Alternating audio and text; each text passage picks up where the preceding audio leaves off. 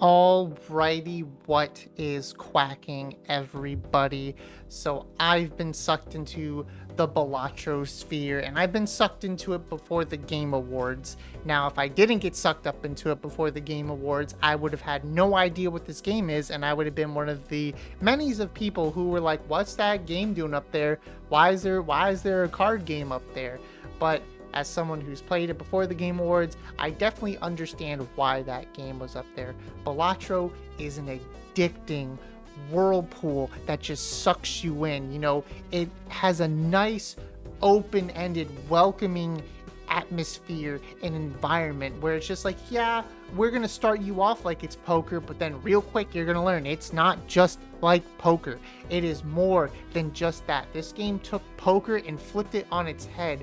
It took a game that was already established, which I think aided in it as well, because everyone knows what poker is. If you don't know what poker is, it's one of the oldest card games like ever in the world.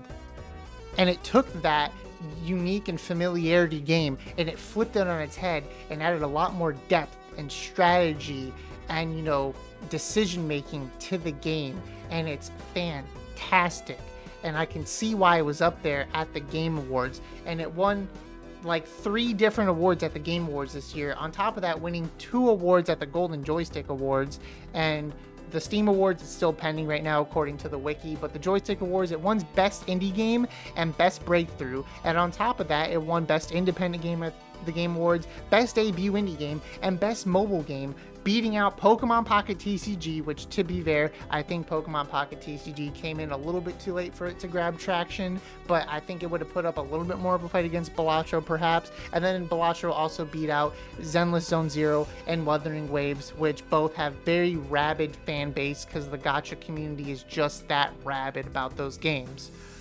So the fact that it could beat out 2 huge fan bases is a statement to let us know that this game is fantastic and very deserving of the awards that it got and the praise that it gets all the time. And like I said, a lot of people just think that, oh, it's just a basic card game, it's just a silly card game. And I said, it's not just a silly card game, it is more than that.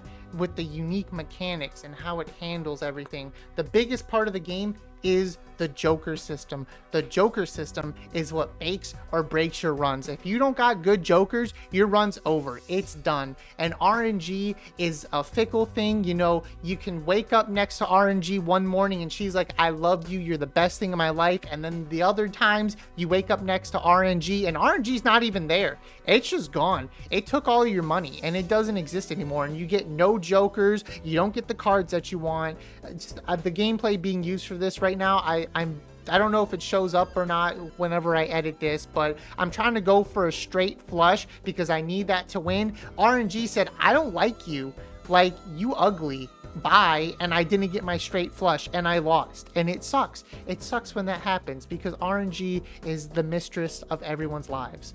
But on top of that, just getting the correct Jokers is the biggest thing. For the most part, I get like a basic setup where I mostly get the setups that I don't really need face cards. I always get the bus one for some reason. I forgot what that card's called, but it's basically every time I play a hand without playing a face card, I get +1 to my multiplier. I always get that for some reason. So all of my runs are just me going, nope, I don't need a king, I don't need a jack. Like, if I get the card to destroy them, I destroy them, I turn them into other cards, I do everything in my power to be like, well, I don't have face cards anymore. And that's just one singular way out of the probably hundreds, thousands, million different ways you can play this game, because this game has multiple decks to play as. This game has multiple cards that can impact your run because no one run is the same.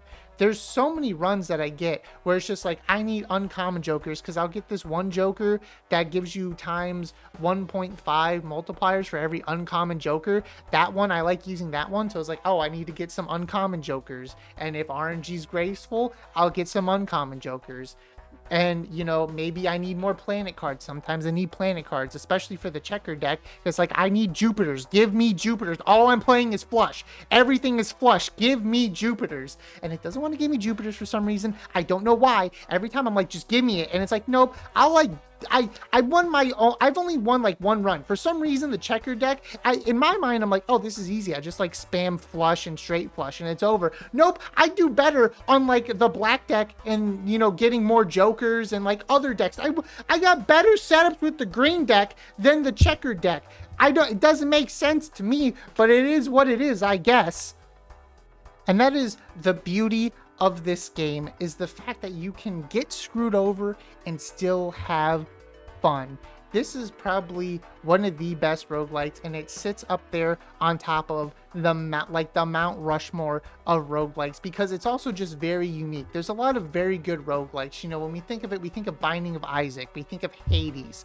Those are like the big two, and like it sits up there, and it's different from them as well. Isaac also has its differences, Hades has its differences, and like this one has its differences as well. I've played other roguelites as well, but for the most part, when you keep playing action roguelites over and over again, they just kind of mesh and blend together, and the ones that have more personality, more oomph to them, are the ones that shine the most. Balatro is different because it is a strategy card roguelike type thing, and it has very unique mechanics.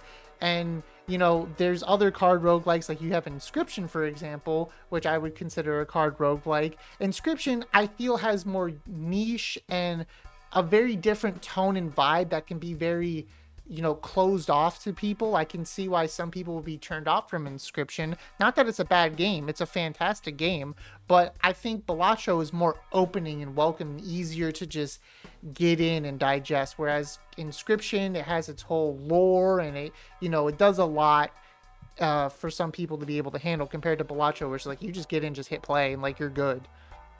And on top of that, Balatro has such quick runs that, you know, I can see why people would play this over other roguelikes as well, because it's just so quick. You know, you load up Isaac or Hades or any other one, you know, Enter the Gungeon's one of like my favorite ones.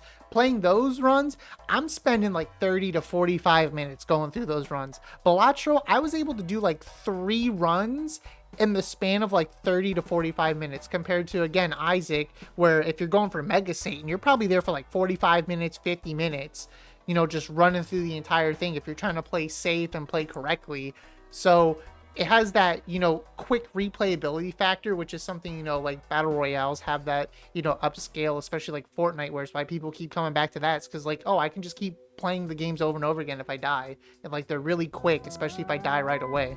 And I think that's just like more of like a common thing in general, just like a commentary on society, where it's just like the faster you can keep, you know, replaying these things, the more likely people are going to keep coming back as well. You know, shorter games that are fun and quick and snappy, like Splatoon, for example, is a game I would consider, you know, short and quick. You know, you load up games only 5 minutes.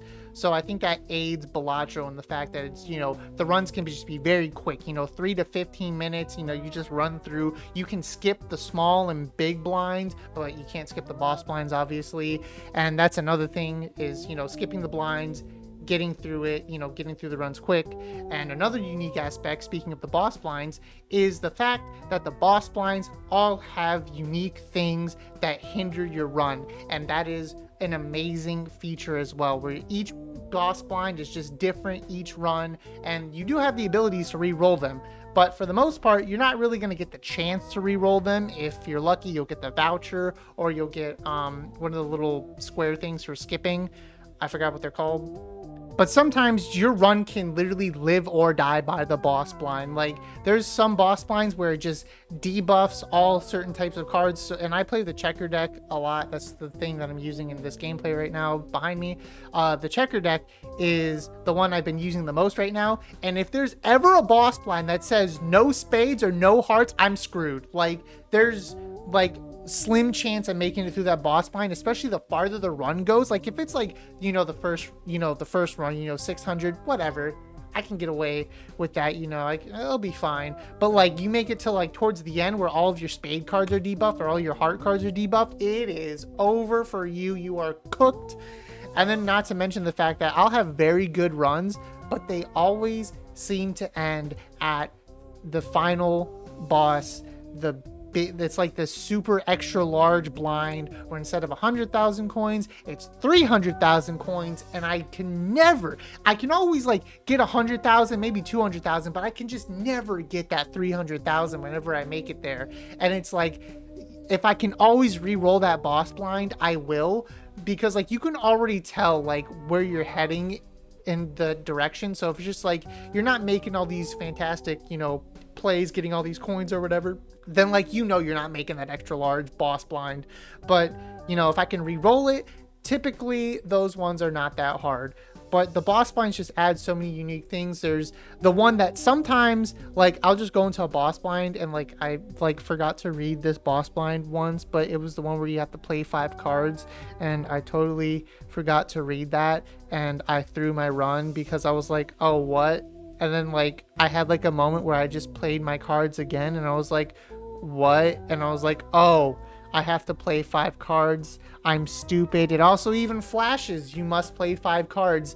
So I had like, I'm gonna blame it on the fact that maybe I was watching a YouTube video and I just wasn't paying attention to my run, and not the fact that I only have one screen on my laptop, and I should have noticed that. But that's beside the point.